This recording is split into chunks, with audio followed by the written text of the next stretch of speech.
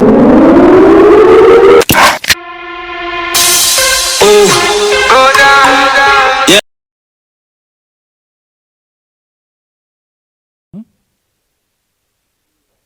va terminer le chapitre sur la TVA et toutes les questions relatives à la TVA, on va les voir. Ça va éviter de répondre à des questions qui sont déjà contenues dans le cours. Donc, sur la déduction, il y a quand même des principes qui sont dégagés et qu'il faut respecter pour que vous puissiez déduire la TVA supportée. Donc, quand on dit supportée, c'est à l'achat. Quand on dit déductible, c'est de vérifier est-ce que la TVA que vous avez supportée remplit les conditions pour être déductible ou pas. Okay? C'est comme en IS. Vous supportez une charge, mais est-ce que la charge elle est déductible ou pas? Donc, il faut regarder les conditions de déductibilité de la charge. C'est pareil pour la TVA. Donc, sous réserve de certaines conditions, exclusions et restrictions, les assujettis à la TVA sont autorisés à déduire chaque mois la TVA supportée sur les biens livrés et les prestations fournies par un autre assujetti. Ça, on a vu.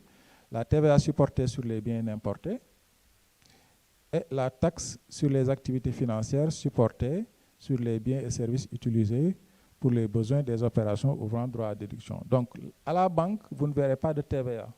Mais l'équivalent de la TVA pour le banquier, c'est la taxe sur les opérations financières. C'est la même chose. Cette taxe-là, vous pouvez la récupérer tout comme vous pouvez récupérer la TVA que vous avez supportée sur les achats classiques. Donc, voilà les trois types de TVA que vous pouvez être amené à supporter. Celle sur les achats locaux, la TVA supportée sur les importations et la TVA supportée sur les activités financières. Le droit à déduction ne peut s'exercer que si la TVA supportée, déductible, 1. Figure sur les factures d'achat délivrées par les fournisseurs ou prestataires, à condition que celles-ci soient correctement libellées comportant l'ensemble des mentions obligatoires. Nom et adresse exacte, numéro unique basé sur une séquence chronologique et continue, le taux et le montant de la TVA, le montant, toute taxe comprise. Ça, c'est important pour vous en tant que chef d'entreprise. Donc, quand vous achetez, le premier réflexe que vous devez avoir en tant que chef d'entreprise, c'est de réclamer une facture.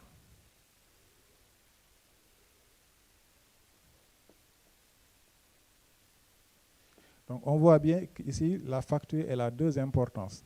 La première, c'est en IS. La charge n'est pas déductible si elle n'est pas appuyée de pièces justificatives, donc de facture. Pareil pour la TVA, on verra les conditions qu'une facture devra remplir pour que la TVA supportée soit récupérable. Donc, première chose, la facture d'achat délivrée par le fournisseur doit comporter les éléments suivants. Nom et adresse exacte du fournisseur. Donc, le fournisseur va mettre son nom aussi. Amadou Fall, par exemple. 17 rue Chong.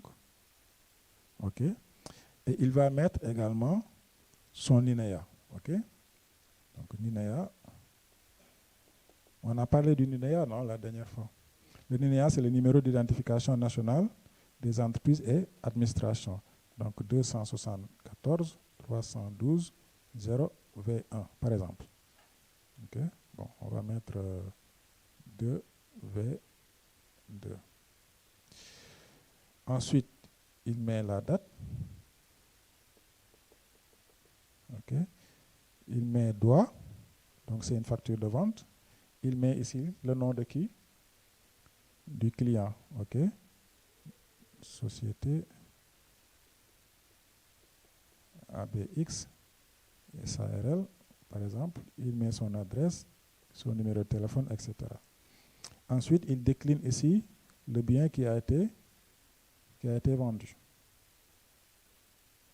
Donc, il mettra le montant hors taxe, mettra la TVA. Ici, on va dire 1 million, par exemple. TVA, et il met 18%. 180 000. Et il met montant TTC 1 180 000. Ici, j'ai oublié facture numéro, par exemple, 2020. OK. Ensuite, il met arrêté à la somme de 1 180 000, etc. Ici, ça c'est une autre loi qui vous l'exige. Il faudra mettre le numéro du commerce, registre de commerce et crédit immobilier. OK. Il faudra le mettre également. Voilà les conditions de forme qu'une facture doit remplir pour que la TVA puisse être récupérable. Il doit mettre son nom, son adresse, son numéro de NINEA et il doit éclater le montant en hors taxe, en TVA et en précisant le taux et le montant avec le montant TTC. Ensuite, daté, signé. Qui n'a pas compris? Donc, si vous achetez auprès d'un fournisseur qui met tout ça et à la fin vous met montant TTC 1 180 000, la TVA n'est pas récupérable. S'il éclate le montant et qu'il met hors taxe TVA sans mettre 18%, il respecte le reste, la TVA n'est pas récupérable. Donc voilà les mentions obligatoires qui doivent figurer sur une facture pour que cette TVA supportée puisse être récupérable plus tard. Donc faites attention quand vous achetez, surtout le NINEA. Surtout le NINEA.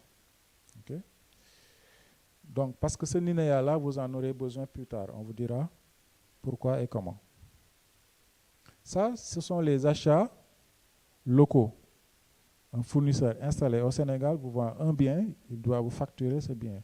Vous aussi, en tant que client, vous vendez, vous devez facturer de la même manière pour que l'autre puisse récupérer la TVA que vous lui avez facturée. Est-ce que c'est clair? Voilà. Maintenant, quand il s'agit d'une importation, donc le fournisseur qui est à l'étranger, lui, il va vous envoyer une facture, mais il ne mettra pas la TVA, parce que lui aussi, il est à l'export. Donc, il est exonéré.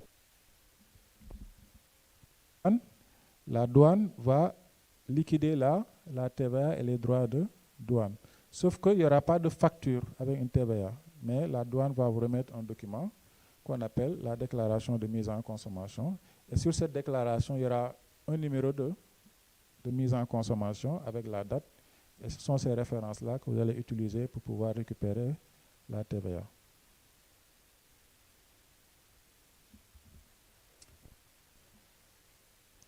Monsieur Dian? Oui. Une question en ligne. Mamadou Dembélé, il dit est-ce que si le fournisseur refuse de mettre la TVA,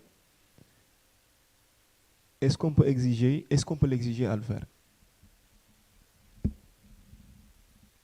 S'il ne le met pas, vous ne pourrez pas récupérer. Ce que vous pouvez faire, c'est aller chercher un autre fournisseur qui accepte de vous donner une facture avec les mentions obligatoires.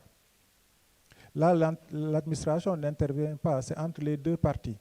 C'est à vous de chercher un fournisseur qui acceptera de vous mettre les mentions. Maintenant, si c'est auprès de l'informel, c'est clair que vous aurez du mal à trouver une facture qui respecte ces conditions-là.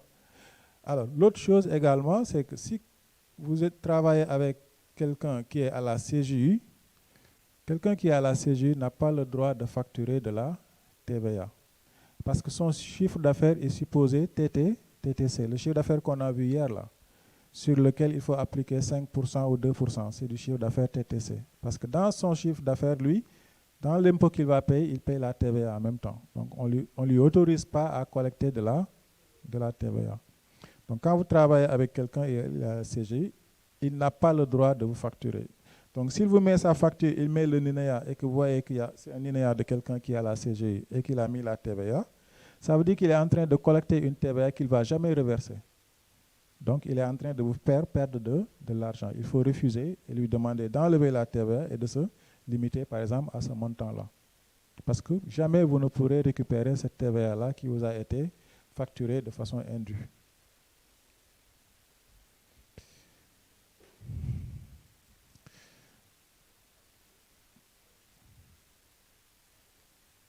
Bon, sur le délai de troisième condition, les assujettis sont tenus d'indiquer par fournisseur au moment de la déduction au verso de la déclaration ces mentions-là. Donc, je pense que je vous montrerai une déclaration de TVA. Donc, voilà comment se présente une déclaration de TVA.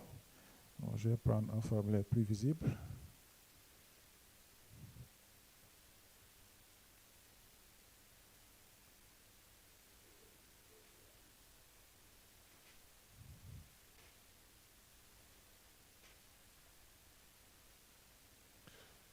Bon, ces renseignements-là qui sont en haut, ça ne change pas, ça appartient à l'entreprise. Vous avez la période de déclaration, par exemple pour ce cas-là, novembre 2019. Alors ici, première ligne, on vous demande de mettre le montant total des opérations. Ce n'est rien d'autre que votre chiffre d'affaires hors taxe du mois. Tout le mois de novembre, le chiffre d'affaires que vous avez réalisé, vous le déclarez à la TVA en utilisant cet imprimé-là. Et vous précisez si c'est de l'exportation. Si c'est de l'exportation, vous mettez le montant. C'est pour l'exonérer de la TVA. Si c'est une opération réalisée à l'intérieur mais non taxée, c'est encore une exonération, c'est quoi? Par exemple, une opération réalisée à l'intérieur et non taxée. Si vous avez vendu des médicaments, par exemple, si vous avez vendu du riz, la vente elle est faite à l'intérieur du Sénégal, mais le riz est un produit exonéré de TVA. Affaires réalisées en suspension de TVA, c'est les gens qui bénéficient des conditions du code d'investissement. Pour attirer certains investisseurs, l'État dit, quand vous investissez, alors que l'activité n'a pas encore démarré, vous supportez une TVA, ok? Donc, cette TVA-là peut constituer un handicap pour vous. Parce que vous n'avez pas encore commencé à produire et à vendre. Vous supportez une TVA. Donc, pour neutraliser l'impact de cette TVA sur votre trésorerie, l'État dit vous n'allez pas supporter la TVA pendant la phase d'investissement. Donc, cette TVA, elle est suspendue. Ça ne veut pas dire qu'elle n'est pas due. Elle est suspendue. Quand vous allez démarrer maintenant l'activité, on vous demande là, de régulariser cette TVA-là qui avait été suspendue. Donc, ça, c'est les cas où vous bénéficiez des avantages liés au code des investissements. Ensuite, vous totalisez les affaires non soumises à la TVA. Donc, vous ferez montant total des opérations moins montant total des opérations exonérées. Et c'est la différence maintenant qui sera frappée de TVA aux différents taux selon qu'on est assujetti au taux de 18% ou au taux de 10%, ainsi de suite. Okay? Et à la fin, vous avez le montant, solde total exigible pour la période, c'est la TVA due à payer. C'est quand là, la différence, elle est positive. Ou alors, vous avez un crédit de TVA à la fin. Okay? Donc, à la fin, vous avez un crédit de TVA à reporter ou un solde positif donc de TVA à payer. Et vous avez cette ligne-là où on vous demande de récupérer le crédit de TVA du mois précédent. Okay? Donc, voilà le formulaire que vous devez utiliser pour reverser la TVA tous les mois. Donc, je suis en train en même temps de répondre à la question sur comment on paye la TVA. Est-ce que ça se fait tous les mois ou pas? Donc, ça se fait tous les mois. Sauf ceux qui sont éligibles au régime du réel simplifié. Vous vous souvenez, on a deux régimes, contribution globale unique, réel. Dans le réel, vous avez réel simplifié et réel normal. Donc, le terme simplifié, ce n'est pas par rapport à l'impôt que vous payez, mais c'est par rapport aux déclarations. Donc, si vous relevez du régime du réel simplifié, vous ne déclarez pas par mois, mais vous déclarez par trimestre. Parce que c'est des petites entreprises encore, on ne veut pas leur compliquer la vie sur le plan administratif. Au lieu d'y aller tous les mois récupérer le formulaire, le remplir et retourner aux impôts pour le déposer, si vous êtes dans le régime de réel simplifié, vous le ferez tous les 3 mois au lieu de tous les mois. Pour être éligible au régime du réel simplifié, il faut faire un chiffre d'affaires qui ne dépasse pas 100 millions l'année. Okay? Donc, j'ai répondu à la question sur la modalité de paiement de la TVA. Oui, Abdoulaye Diakhaté depuis Ziguinchor. Comment faire pour déterminer la TVA si votre activité porte sur le recyclage des déchets plastiques? Alors, il faut regarder si le recyclage des déchets plastiques est exonéré de TVA ou pas. C'est la première chose à vérifier dans le code. Si ça ne fait pas partie des activités visées, ça veut dire que quand vous recyclez, vous vendez, vous devez collecter de la TVA. OK? Donc la TVA collectée sur les ventes des biens que vous avez recyclés et remis sur le marché. Bon, à l'achat, il est évident qu'il n'y aura pratiquement pas de TVA parce que les biens recyclés, en général, soit on les a obtenus gratuitement, ou alors auprès de particuliers qui vous les revendent et sans la TVA. Donc vous aurez probablement très peu de TVA supportée à l'achat. Maintenant, si c'est une activité qui n'est pas exonérée de TVA, à la revente, vous devrez rajouter la TVA. Donc vous déterminez le prix de vente du bien recyclé, vous rajoutez 18% de TVA et le client va vous payer le montant TTC. Et vous allez reverser la TVA par le canal que je viens de décrire tout à l'heure. Donc tous les mois, vous faites la balance. Je suis au mois de décembre. Au plus tard, le 15 décembre, je dois reverser ma TVA due sur le mois de novembre. Donc je fais la somme du chiffre d'affaires du 1er novembre au 30 novembre. Je détermine la TVA collectée. Je vais totaliser mes achats et regarder la TVA supportée sur ces achats-là. Je fais la différence. S'il y a un solde positif, je remplis mon formulaire et je le dépose à l'administration avec un chèque parce que je dois payer de la TVA. Donc, je dépose l'original, je fais une copie, l'administration me décharge sur la copie. C'est ça qui prouve que j'ai déposé ma déclaration de TVA. Si je n'ai pas fait de chiffre d'affaires, je dois quand même remplir le formulaire, je dois mettre chiffre d'affaires. Là, on a mis total des opérations, je mets néant, je n'ai pas de TVA à collecter, je n'ai probablement pas de TVA à l'achat, je dépose le formulaire vierge, on me le décharge, je le garde. Si c'est un crédit de TVA, la même chose, je remplis, à la fin l'État me doit, mais je dépose quand même, mais sur le formulaire, on verra bien que j'ai un crédit de TVA reportable sur le mois prochain. Je fais une copie, on me décharge, je garde ma déclaration de TVA. Tous les mois, je dois faire comme ça. Ce n'est pas parce que je n'ai pas fait de chiffre d'affaires que je ne dois pas déclarer la TVA. Il y a deux obligations, déclarative et paiement. S'il n'y a pas de TVA à payer, vous respectez quand même l'obligation déclarative qui consiste à aller déposer la déclaration de TVA. S'il se trouve qu'il y a une TVA à payer, vous souscrivez aux deux déclarations, et formalité déclarative et de paiement, puisque la déclaration est accompagnée d'un paiement de la TVA due à l'État. Est-ce que c'est clair? J'insiste là-dessus parce qu'il y a beaucoup de redressements qui se font sur cet aspect-là. Si maintenant j'ai raté le délai du 15, je dois payer 200 000, tout simplement parce que je n'ai pas respecté le délai. Donc ça également, c'est important de le savoir. Déposez vos déclarations de TVA dans les délais. Au-delà du 15, vous risquez une amende de 200 000 francs.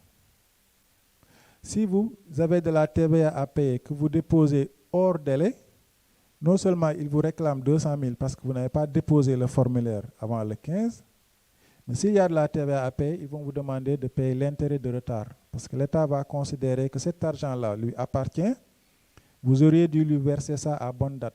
Mais au lieu de le faire, vous avez gardé l'argent et que probablement vous avez travaillé avec l'argent de l'État. C'est comme la banque. Je vous ai prêté de l'argent, vous travaillez avec l'argent. Quand vous me payez avec des intérêts. Ici, c'est des intérêts de retard qu'on va vous réclamer. 0,5% du montant de la TVA. Ça, c'est une deuxième forme de sanction également.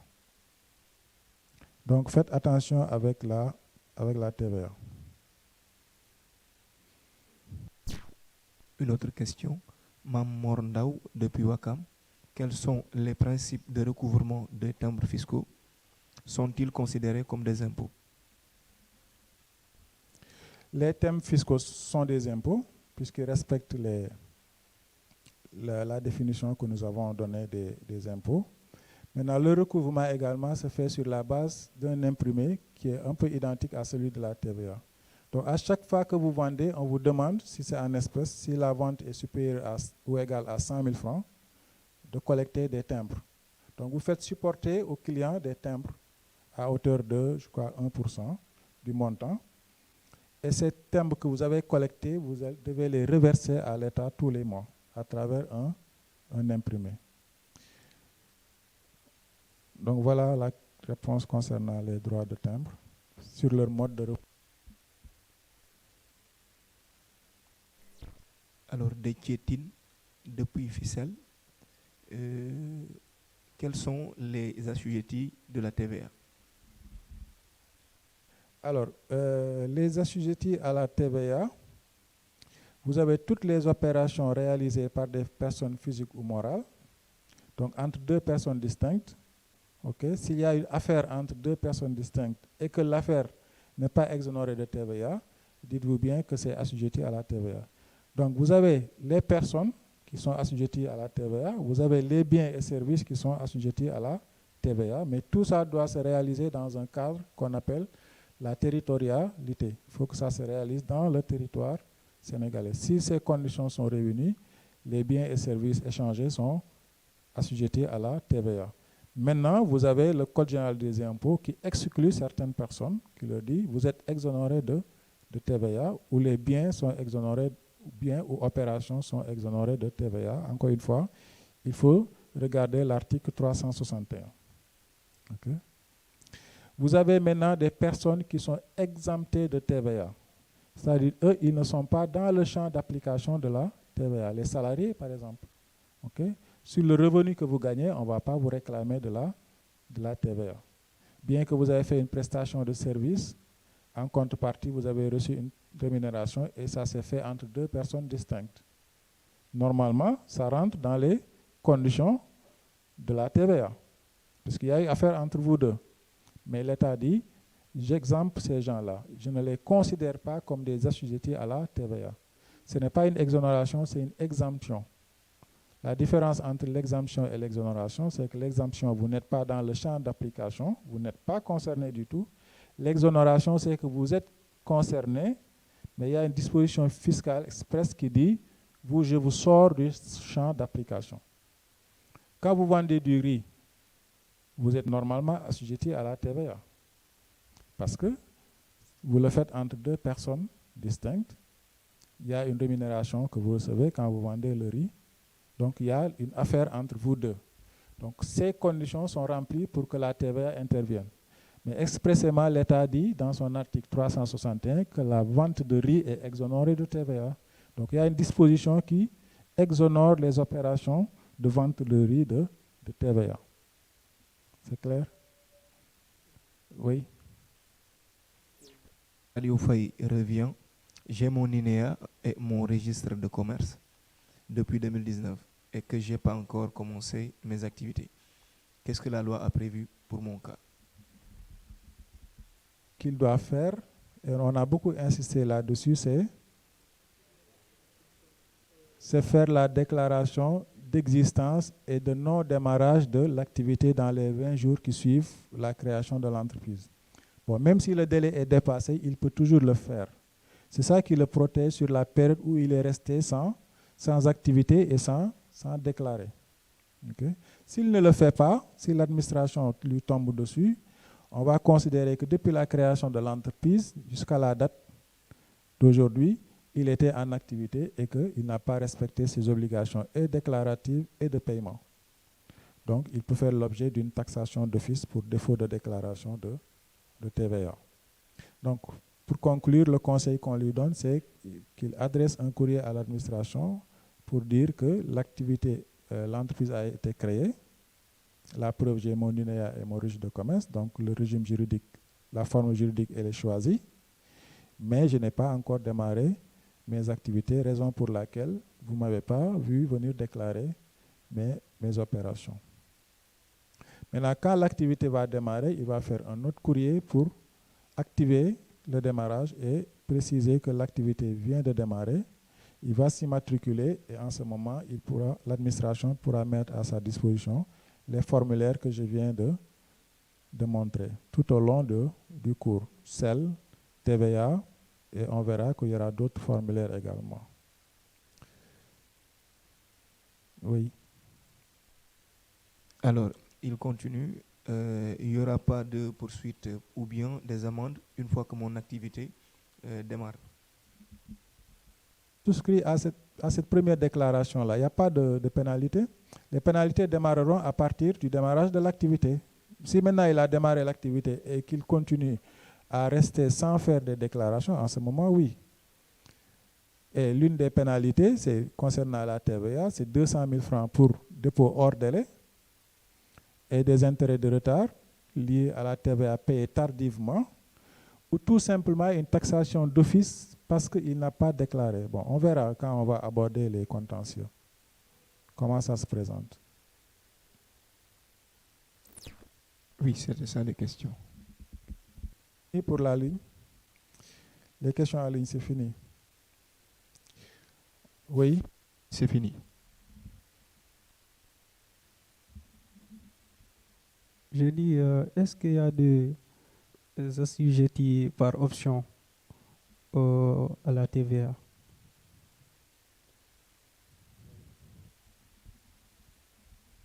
Il y a certains secteurs d'activité où il n'y a pas de TVA. Par exemple, les pêcheurs, les reventes des produits de la pêche, ces gens-là sont exonérés de TVA. Mais ils ont la possibilité d'opter pour l'assujettissement à la TVA. Et quand on le fait, c'est parce que peut-être en amont, on supporte la TVA, mais qu'on ne peut pas récupérer parce qu'on est exonéré de TVA. Donc on opte, comme ça on pourra collecter et récupérer la TVA supportée.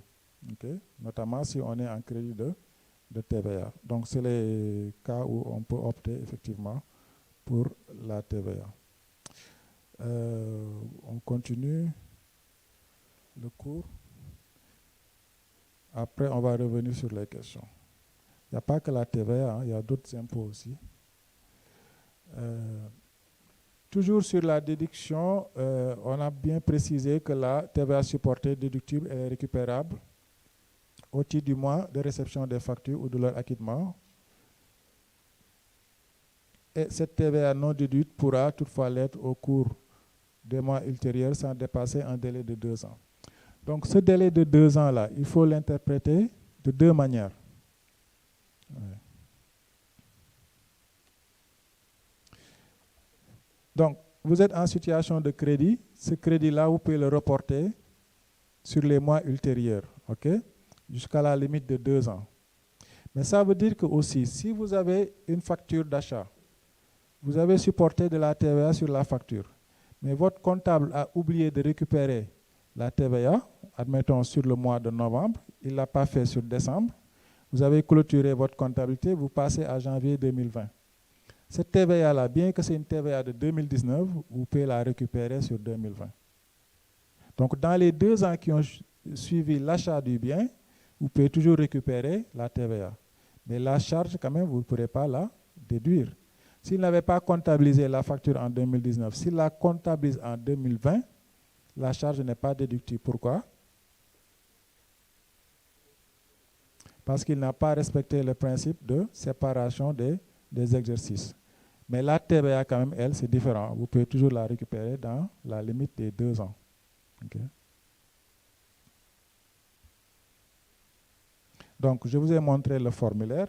Alors, ce formulaire-là est composé de 2 parties. Vous avez la partie où vous renseignez le chiffre d'affaires, la TVA assujettie, la TVA due.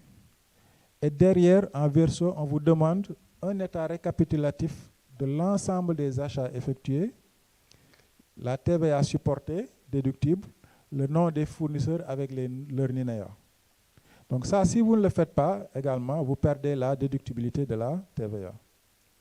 Donc c'est pour ça, sur les factures, on vous demande un certain nombre d'informations telles que le nom du fournisseur, son NINEA, le montant hors taxe et la TVA. Donc l'ensemble des achats qui font l'objet de TVA récupérable sur la déclaration, vous devez joindre en annexe un document, okay, qui récapitule l'ensemble de ces fournisseurs avec leur nom, leur NINEA, le montant hors taxe et la TVA. Si vous ne le faites pas, encore une fois, vous ne pourrez pas récupérer la TVA. C'est clair?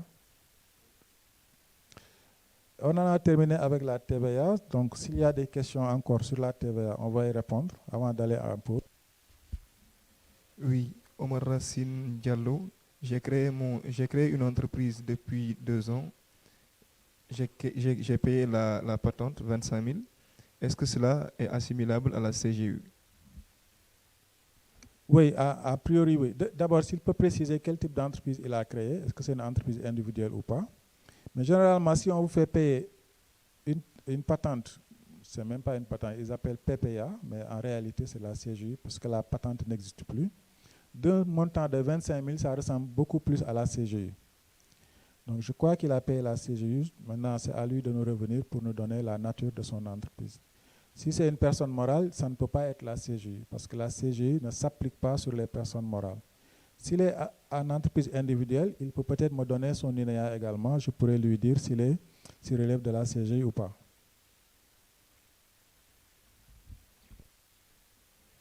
Alors, Moustapha Sissamb, question 1. Y a-t-il une ou des impôts appliqués selon l'âge ou l'ancienneté de la personne physique ou morale? Les impôts sur l'ancienneté, non, ça n'existe pas. L'impôt frappe un revenu ou un échange économique. Donc l'impôt sur les sociétés ou l'impôt sur le revenu frappe le bénéfice. Donc dans le bénéfice, l'ancienneté n'intervient pas. La TVA frappe les transactions. Là également, l'ancienneté n'intervient pas. Les droits de douane, les droits d'enregistrement frappent les contrats. Donc je n'ai pas vu un impôt qui s'intéresse à l'ancienneté. Peut-être il confond avec l'indemnité de licenciement ou l'indemnité de retraite qu'on a vu dans le cours concernant le droit du travail. Alors, il continue. Est-ce que le Trésor récompense les contribuables selon leur comportement en rapport avec la fiscalité? Je sais qu'aux impôts, ils ont ce qu'ils appellent le contribuable citoyen, mais je n'ai pas encore vu de récompense. Bon, il y a une année, ils avaient organisé un gala et ils avaient récompensé sous forme de trophée certains contribuables jugés être citoyens, mais je n'ai pas vu quand même en tout cas dans les dispositions fiscales, ça n'existe pas, la récompense de... Bon, tout le monde est censé quand même payer ses impôts. Après, il y a la particularité de nos pays où vous avez des gens quand même qui se soustraient à l'impôt et d'autres non. Bon, on peut peut-être pour encourager ceux qui ont fait l'effort de payer leurs impôts, pour leur dire djadjef, comme on dit, mais bon. Mais ce n'est pas prévu dans les dispositions fiscales. Sinon, une loi aussi, elle est impersonnelle et générale. Si on dit la TVA, vous êtes assujetti à la TVA, ça concerne tout le monde. En tout cas, toutes les personnes qui sont assujetties. Je ne vois pas pourquoi on devrait faire la distinction entre les contribuables. Oui, une autre. Oui, Moustapha Racine Diallo, il revient. Il dit que oui, c'est une entreprise individuelle. Le numéro NINEA 00653 28 75. Il y a 3 caractères qui viennent après. 2 chiffres et une lettre, qu'on appelle le COFI. Lui, il n'a donné que des chiffres. Normalement, s'il est passé par la piste, à la main, on a dû consigner ces 3 caractères-là. Donc, ce qui nous permet d'ailleurs de vous donner l'information sur comment interpréter le NINEA. Donc, dans le NINEA, vous avez 2 parties. Vous avez le radical qui est composé de 7 caractères numériques et vous avez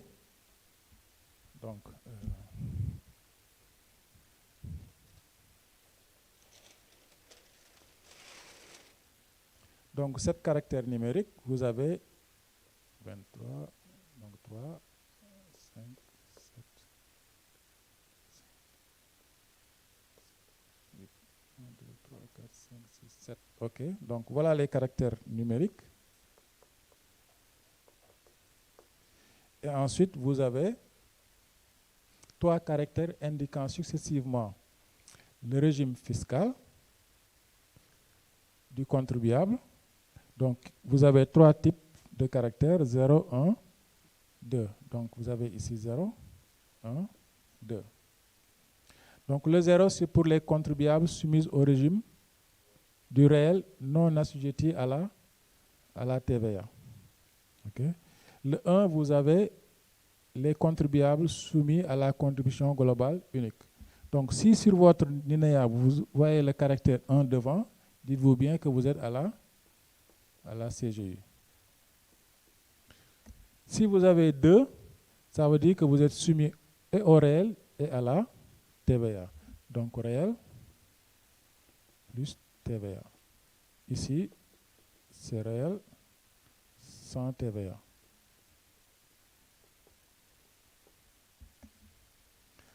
Ensuite, vous avez le centre des services fiscaux de rattachement, 2 caractères alphabétiques. Donc, le centre des services fiscaux correspond à un caractère alphabétique. Donc, ici, vous pouvez avoir A, par exemple, vous pouvez avoir B, vous pouvez avoir V. C'est ça qui renvoie au centre fiscal. On verra tout à l'heure, les lettres là, ça correspond à quel centre fiscal. Ensuite, vous avez là la forme juridique qui va de 0 à 9. Okay? Là également, il y a un tableau qui précise la nature de la forme juridique de l'entreprise. Alors, donc, on vous donne un exemple d'un contribuable qui a le NINEA suivant. 301122. Donc, ça, c'est la racine. Les 3 caractères, c'est ça qu'on appelle le COFI. COFI veut dire code fiscal. Okay? 2G3. Le 2, ça veut dire quoi? Ça veut dire qu'il est au réel et il est assujetti à la TVA. Le G signifie centre des grandes entreprises. Okay? Le 3 signifie... Alors, le 3 vous donne la forme juridique. Alors, on va regarder le tableau. Donc, vous avez les centres fiscaux qui existent. Le A, c'est Dakar Plateau 1. Le B, c'est Dakar Plateau B. Si vous êtes dans la profession libérale, c'est S. Si c'est Dakar Médina, c'est U. Grande entreprise, c'est G. Le V, c'est Dakar Liberté, ainsi de suite. Okay? Si vous êtes installé à Pikine, vous aurez la lettre D. Pareil, dans les régions également, Matam, W, ainsi de suite. Okay? Alors, voilà le tableau qui confère les formes juridiques. Donc, si vous êtes un particulier, personne physique, on vous attribuera le chiffre 1. Donc, quelqu'un qui est à la CGI, il aura 1 pour dire qu'il relève de la CGI, B, le centre fiscal, et 1 également pour dire que c'est une entreprise individuelle, personne physique. Donc, à chaque fois que vous voyez une lettre et 1 sur votre NINEA, ça veut dire que vous relevez de la contribution globale unique. Okay? Si vous voyez 2, ça veut dire que vous êtes entreprise SARL. Si vous êtes 3, c'est société anonyme. Donc, tout à l'heure, l'entreprise qu'on avait vue là, 2G3, c'est une entreprise qui est assujettie à la TVA et au réel, qui relève du centre des grandes entreprises, et c'est une société anonyme, ainsi de suite. Donc, voilà comment on peut décortiquer un NINEA. C'est pour ça, tout à l'heure, je lui ai demandé de me donner les 3 caractères, parce que les 7 chiffres ne suffisent pas. C'est ça le NINEA, mais le COFI, c'est ça qui me permet de savoir s'il est à la CGI ou pas. Mais comme c'est une personne physique et qu'on lui a fait payer une patente de 25 000, je crois savoir qu'il relève de la CGI. Mais s'il regarde à côté, normalement, il doit avoir le COFI inscrit à la main et il verra une lettre et 1 ensuite. Parce que c'est une entreprise individuelle, il n'est pas assujetti à la TVA et il relève de la contribution globale unique. Donc ça, c'est important à savoir, c'est parce que vous pouvez savoir si le client a le droit ou le fournisseur a le droit de vous facturer de la TVA ou pas. Si vous voyez sur sa facture un NINEA avec un V1 et il met la TVA sur la facture, il faut refuser de lui payer le montant TTC. Il n'a pas le droit de vous facturer la TVA parce qu'il est à la CGI. On verra également les conséquences en matière de retenue à la source pour quelqu'un qui est à la CGI. Donc, on a vu pour ce qui concernait l'impôt sur le bénéfice, donc IR ou IS, que le paiement se faisait par voie d'acompte provisionnel. 15 février, 30 avril, 15 juin. Donc en 3 tranches. On a vu pour la TVA également que l'impôt se payait à travers un imprimé qu'on appelait déclaration de TVA, qui est déposé tous les mois ou tous les trimestres selon le régime fiscal dans lequel nous sommes logés. On va voir un autre impôt qui est un impôt sur le revenu, un impôt direct, mais qui lui est payé par voie de retenue à la source. Donc c'est l'impôt qui concerne les salaires. C'est une retenue à la source qui s'applique sur les salaires. Donc la retenue est effectuée par l'employeur, donc le chef d'entreprise. Le montant de ces retenues est déterminé selon un barème progressif établi par l'administration. Donc l'impôt sur le revenu, on a vu hier comment on le calcule. Il y a un barème progressif avec des taux. Également, il y a une réduction liée à la charge de famille qui est déterminée en fonction du quotient familial. C'est la même chose également pour le salarié. Sauf que pour le salarié, il peut y avoir des abattements que quelqu'un qui n'est pas salarié ne peut pas avoir. Alors, pour vous simplifier la vie, l'administration a mis en place un registre ou un barème qui permet de déterminer le montant de l'impôt de façon beaucoup plus simple. Donc voilà ce barème-là. C'est le barème mensuel des retenues à la source. Okay? Donc composé d'une colonne qui renseigne sur le montant du salaire mensuel brut imposable. Ici, vous avez le nombre de parts déterminé en fonction de la situation de famille et vous faites un croisement entre le montant et le nombre de parts qui vous donne le montant de l'impôt. Donc, vous voyez, c'est beaucoup plus simple que de passer par un barème progressif, de déterminer la réduction d'impôt, etc. Donc, mais c'est bon à connaître, c'est le principe. Comment on a fait pour obtenir ce montant-là? Mais là, dans la pratique, si vous voulez déterminer le montant de l'impôt de votre employé, vous prenez le barème mensuel, vous regardez son salaire brut, vous calculez son nombre de parts et vous faites le croisement, vous avez le montant de l'impôt. Ce contribuable-là ou ce salarié qui a un salaire brut de 310 000, donc salaire de base éventuellement plus sur salaire, il a 310 000. C'est un célibataire, donc il a une part, il paiera 47 500 francs par mois. S'il est marié sans enfant, il paiera 39 167. S'il est marié et que son épouse n'a pas de revenus, donc il a une demi-part supplémentaire, il paiera, je suis où là, 30 833. S'il est marié, son épouse n'a pas de revenus et il a un enfant en plus, donc il aura 2 parts et demi, il paiera 22 500, ainsi de suite. Donc plus il a des enfants, évidemment, plus la charge de famille elle est importante. Donc jusqu'à 5 parts, entre 4 parts et 5 parts, pour un revenu de 310 000, il ne paiera pas d'impôt. Vous avez compris le principe? Voilà, donc ce barème-là va de 50 000 jusqu'à 20 millions, ainsi de suite. Donc vous avez toutes les catégories de revenus qui vous permettent de déterminer le montant de l'impôt de votre employé. Oui. On prend la situation la plus favorable pour l'employé, toujours. Okay? S'il est à 309 800 ou 900, on va prendre 309 000. Okay? Quoi ça? Ah, on l'a vu hier, vous n'étiez pas là. C'est un barème progressif, okay, qui va de 20% à 40% du revenu. Okay? Donc, le revenu est disséqué par tranche. Pour chaque tranche de revenu, vous avez un taux correspondant. Une fois que vous avez le total de l'impôt, maintenant, vous faites intervenir la charge de famille. Là également, il y a un barème avec des coefficients, vous le verrez dans le cours. Okay? Une fois déduit les charges de famille, normalement, vous tombez exactement sur le même montant. Bon, avec quelques centaines de francs différents, parce que la méthode de calcul via le barème progressif est beaucoup plus précis que celui-là. Celui-là, vous avez vu qu'il a arrondi les montants aux milliers de francs près. Donc, c'est la situation la plus favorable. C'est clair? Voilà. Ce tableau-là, il est gratuit, hein, ce barème-là. Si vous rentrez dans le site de la DGID, Impôts et Domaines Sénégal.sn, vous pourrez le télécharger. Vous avez le barème pour les journaliers, le barème pour les salaires mensuels, le barème pour les salaires annuels. C'est bon? Donc ça, les impôts là sont calculés par voie de retenue à la source. Donc sur le bulletin de salaire, c'est vous qui devez calculer le montant de l'impôt. Je vais peut-être donner un exemple.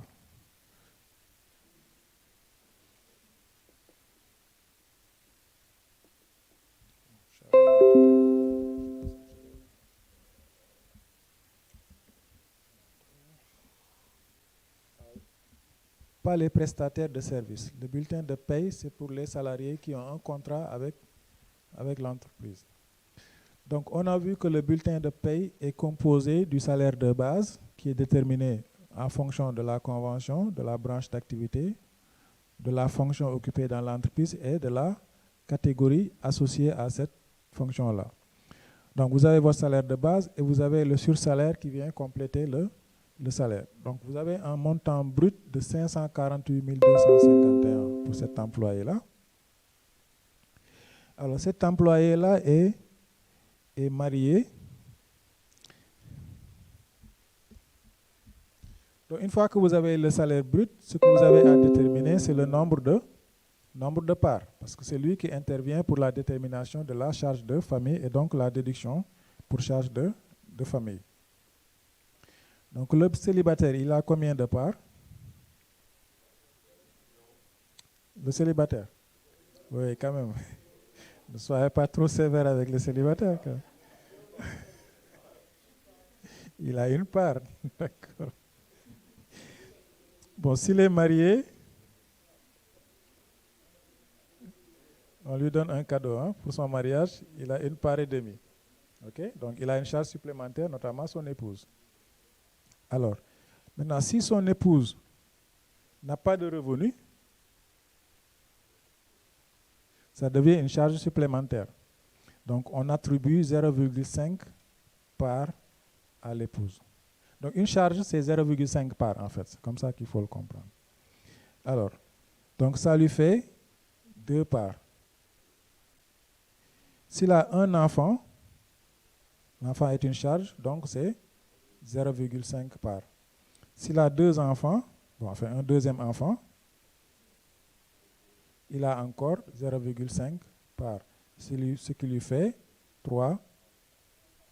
Donc, on va considérer que ce salarié-là, il est marié, son épouse n'a pas de revenus et qu'il a 2 enfants mineurs.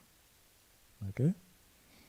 Donc, il a 3 parts pour la détermination de son impôt. Il a un salaire brut de combien? 548 000. Et les 20 800, pourquoi vous ne les avez pas pris? Donc, toutes les rémunérations qui ont un caractère de remboursement de frais ne sont pas imposables. Donc le transport échappe à l'impôt. Ce n'est pas un revenu, mais c'est un remboursement de frais. Donc on va déterminer à partir du tableau, j'espère que j'ai ce montant-là. Je ne l'ai pas, je vais prendre le tableau, le barème.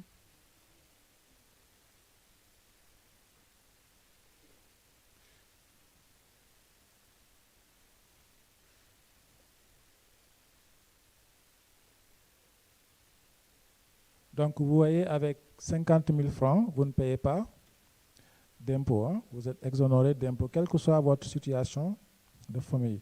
Donc on peut dire de 50 000 jusqu'à 75 000, il n'y a pas d'impôt sur votre salaire brut. L'impôt commence à partir de 76 000 pour le célibataire. Le marié ne paye pas d'impôt. Donc si on descend, on verra bien que le marié commence à payer un impôt à partir de 136 000. Le marié commence. S'il est marié avec un enfant, il a 2 parts, il ne paye pas d'impôt, ainsi de suite. Okay? Alors, notre salarié, lui, il a un salaire brut de 548 251. Il a 3 parts. Donc, on va regarder le montant qui correspond à son salaire brut, 548 000. On va défiler.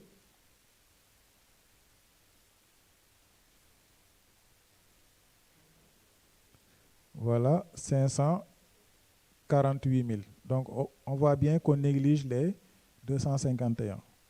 Donc, 548 000 avec 3 parts. Donc, 3 parts, ça doit être la colonne là.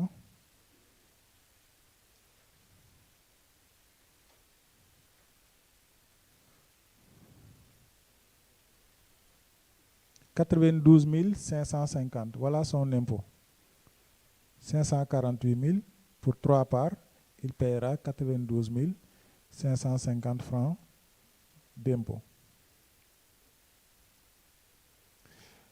Alors, ce que vous voyez ici, TRIMF par personne, c'est un impôt. Taxe représentant l'impôt minimum fiscal, pas l'impôt minimum forfaitaire. Hein? Ici, il s'agit de l'impôt sur le revenu. Donc ça, c'est le conjoint qui le prend en charge, le chef de ménage. Donc lui, s'il est salarié, donc il a un revenu, son épouse n'a pas de revenu, donc il va cotiser pour lui-même et pour son épouse. Donc il va cotiser pour 2 personnes. 2 fois 500 francs, ça fait 1000 francs. Si son épouse dispose d'un revenu, donc admettons qu'elle est salariée dans une autre entreprise, lui, il ne prend pas en charge son épouse, il cotise uniquement pour lui-même. Il va payer une fois 500 francs, donc il paiera 500 francs. Donc, on a vu comment on a déterminé le montant de cet impôt-là. Et on voit bien que ici, si on passe par le tableau, okay, c'est beaucoup plus précis. Il paiera 92 638 au lieu de, je pense, 92 500 hein, tout à l'heure. Voilà, parce qu'on a arrondi le salaire. Donc, TRIMF, il cotise pour lui et pour son épouse 2 fois 500, ça fait 1000 francs. Oui. Ça, c'est lui, le micro derrière.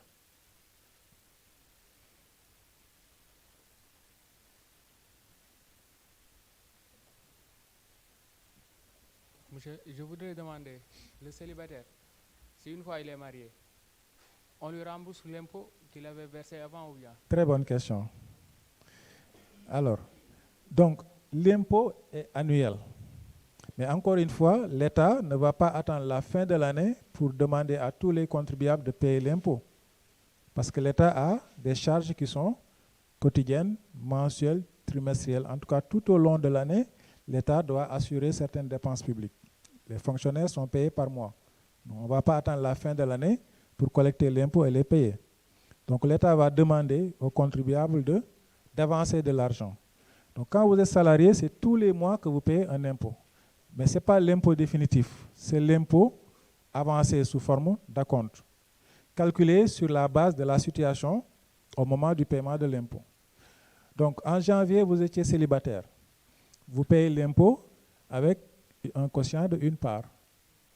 Si cette situation demeure jusqu'en novembre, ce sera la même chose. Maintenant, si en décembre, vous vous mariez, on va considérer la situation la plus favorable au 1er janvier de l'année d'imposition. Donc, au 1er janvier 2020, on regarde votre situation la plus favorable. Si vous êtes marié, les impôts que vous aviez payés comme célibataire de janvier à décembre, vous allez les récupérer. Il y a 2 possibilités. Soit vous êtes marié en cours d'année, admettons au mois de juin. Donc, à partir de juin, vous passez de 1 part à 1 part et demie. Donc, votre impôt sera calculé sur la base de 1 part, 1 part et demie. Les impôts que vous aviez eu à verser entre janvier et mai, on va les défalquer sur les mois à venir.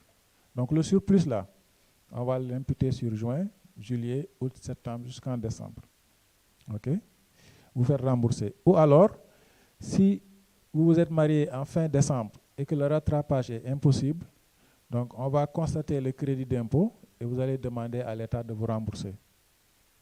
Donc vous allez joindre les justificatifs, notamment votre certificat de mariage qui prouve que vous êtes passé de célibataire à marié et que votre entreprise vous a imputé des impôts de trop. Okay? Le surplus là, vous faites un courrier adressé au directeur général des impôts pour un remboursement. C'est comme ça que ça se passe. Maintenant, si c'est le contraire, c'est ça votre question? Si c'est? Non, c'est vous, c'est votre impôt à vous. L'impôt est personnel. L'entreprise n'est qu'intermédiaire.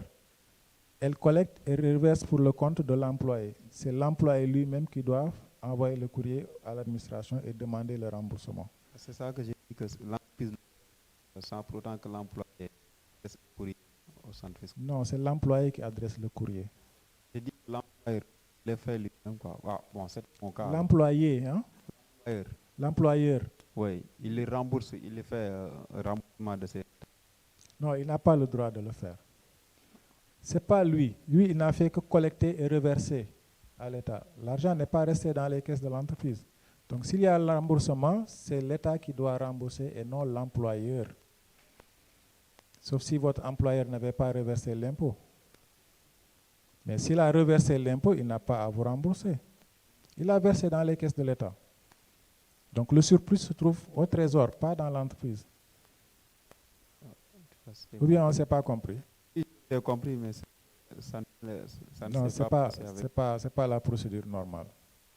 Ce n'est pas l'employeur qui a pris l'impôt plus qu'il ne devait. Il l'a fait sur la base d'une situation légale.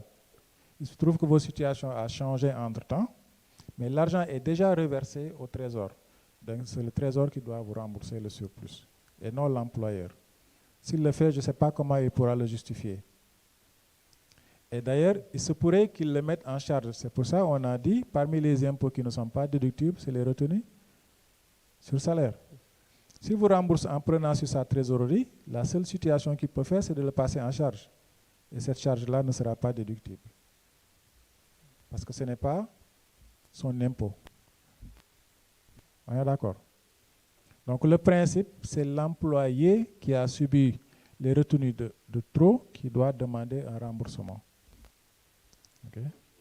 Maintenant là, en ce moment, ce sera peut-être par cash ou par numéraire que le trésor va remettre à l'employé pour se faire rembourser ou alors utiliser cet argent-là pour payer ses autres impôts. Maintenant, si le changement de situation est intervenu en cours d'année, là, ce qui va se passer dans la pratique, c'est le surplus, on va l'imputer sur les impôts à venir sur les salaires entre juin et décembre, par exemple. OK? Donc, si l'impôt peut absorber le surplus, donc il n'y a pas de problème. On n'a pas besoin de faire un courrier, puisqu'on s'est fait rembourser en cours d'année. En faisant une compense entre les impôts entre juillet et décembre et le surplus engagé entre janvier et juin. Est-ce que c'est clair? Oui, il y avait une question derrière.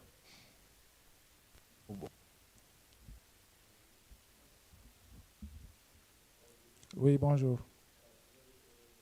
Je vais répondre à la question parce que je voulais demander si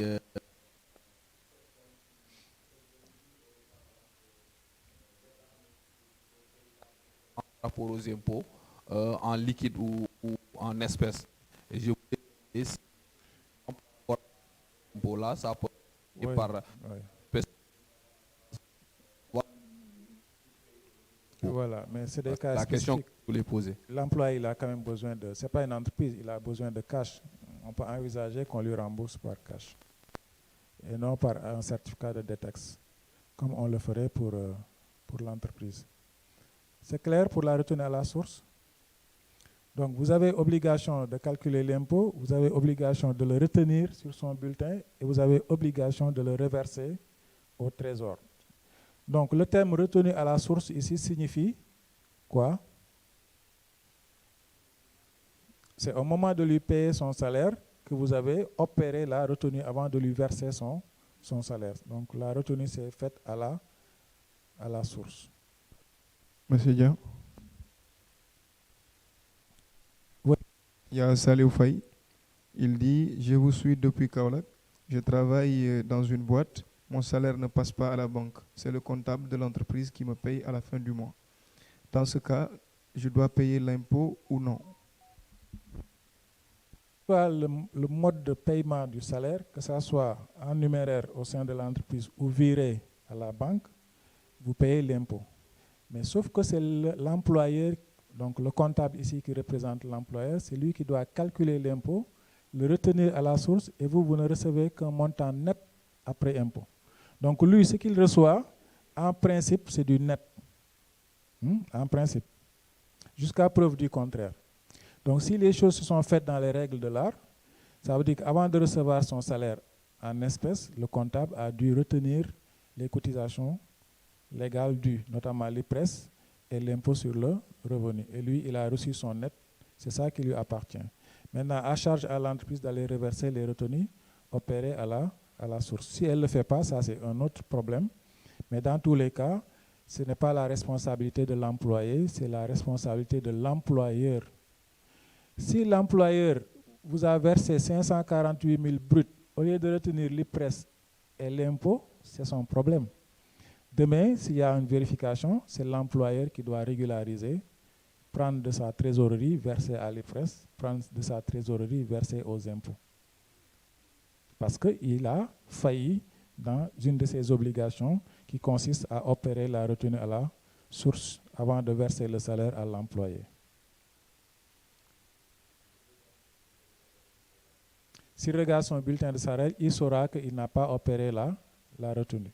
En ce moment, il pourra évidemment attirer son attention là-dessus, notamment pour l'IPRES. Parce qu'encore pour l'impôt, il peut dire, bon, c'est son problème. Mais l'IPRES, quand même, il le porte préjudice. Parce que si l'employeur ne reverse pas les cotisations, c'est l'employé qui peut en pâtir, quoi. Donc là, ça lui donne un signal comme quoi il a affaire avec un employeur qui n'est pas réglo. Pour ce qui concerne l'IPRES, il peut aller au niveau de l'IPRES, demander que son employeur régularise sa situation et se conforme à la loi. Oui. Monsieur Jean, Eliman Gay, depuis Plateau, est-ce que les entreprises du cinéma payent la TVA? Les entreprises du cinéma, oui, de mémoire, je n'ai pas vu dans l'article 361 d'exonération des activités de la cinématographie. Ce qu'on peut faire, c'est on peut regarder l'article 361 et puis vérifier si... Alors, je vais regarder...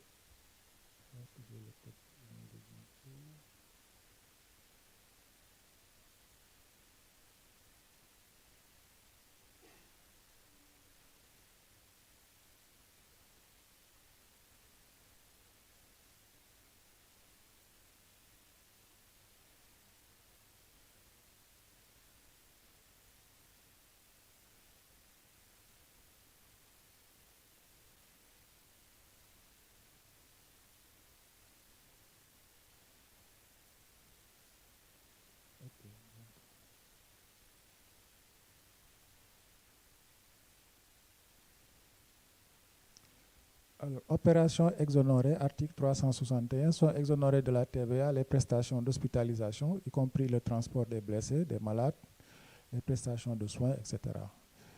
On ne va pas trop perdre notre temps là-dessus. Les livraisons de médicaments et produits pharmaceutiques sont exonérées, les livraisons de matériel médical, etc. Les produits alimentaires non transformés et de première nécessité, l'enseignement scolaire ou universitaire rendu par des établissements publics ou privés ou par des organismes assimilés, la consommation de la tranche sociale de l'électricité ou de l'eau. Donc, si vous regardez votre facture eau ou électricité, la tranche sociale est exonérée de TVA. Maintenant, si vous consommez au-delà de la tranche sociale, vous payerez la TVA. Donc, l'eau et l'électricité ne sont pas exonérées de TVA, sauf la tranche sociale. Alors, les opérations financières et les prestations d'assurance et de réassurance qui sont imposées à une taxe spécifique. Donc, si vous regardez votre prime d'assurance, il n'y a pas de TVA parce qu'il y a des taxes spécifiques liées à l'assurance. Les mutations d'immeubles de droit réel, donc les ventes d'immeubles, il n'y a pas de TVA dessus. Les timbres également, il n'y a pas de TVA. Les ventes importation de livres, journaux, à l'exception des recettes publicitaires, donc la publicité n'est pas exonérée de TVA.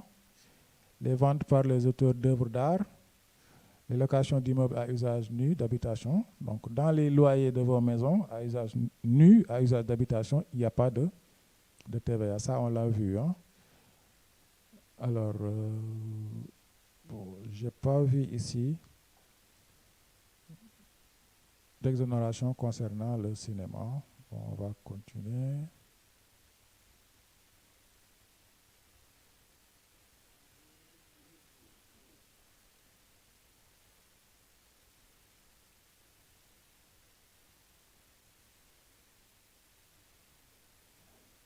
Les semences, ceux qui sont dans l'agriculture, par exemple, Il n'y a pas de TVA sur les semences, l'engrais, les produits phytosanitaires, l'aliment de volaille et de bétail, ainsi de suite, les œufs à couver. Bon. Gaz butane à usage domestique, il n'y a pas de TVA dessus. Donc ça, c'est une exonération d'ordre social. Hein. C'est pour ne pas rendre ces produits-là inaccessibles pour la couche la plus défavorisée. Bon, c'est bon, je pense qu'il n'y en a pas. Oui? En haut, où? En haut.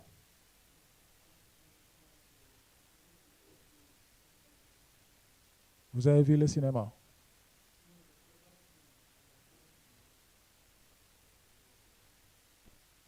Alors, Salih Faye, il demande quelqu'un qui a un contrat à durée déterminée est-il apte à payer de l'impôt?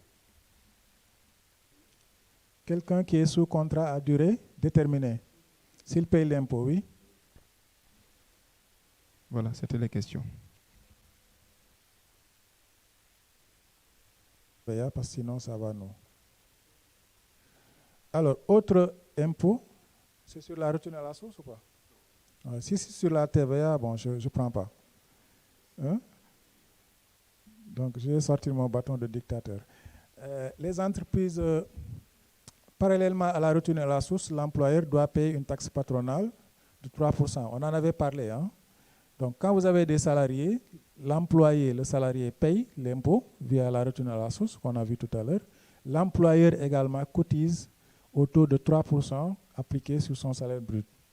Pour le cas de notre exemple tout à l'heure, l'employeur va cotiser 3% de 548 251 qu'il va reverser à l'État sous forme de charge patronale. La nouveauté, c'est avec la loi sur les startups.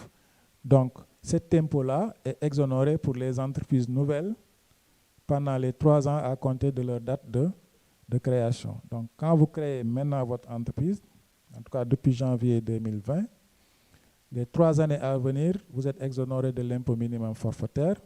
Vous êtes exonéré également de la contribution forfaitaire à la charge de l'employeur qui est de 3% appliquée sur les salaires. Une fois que vous avez déterminé ces retenues à la source, vous devez les reverser à l'État tous les mois ou tous les trimestres si vous relevez du régime du réel simplifié. On va vous demander donc sur ce formulaire-là de préciser le nombre d'employés que vous avez, de nationalité sénégalaise ou étrangère, le montant du salaire brut que vous leur avez versé, le montant de l'impôt sur le revenu que vous avez retenu, le montant de la TRIMF et le montant de la CFCE. Et c'est le total qui fait les retenues à la source concernant les salaires et vous faites un chèque adressé au Trésor pour le paiement de l'impôt. Donc dans le jargon comptable ou fiscal, c'est ça qu'on appelle les VRS. Versement des retenues à la source, VRS.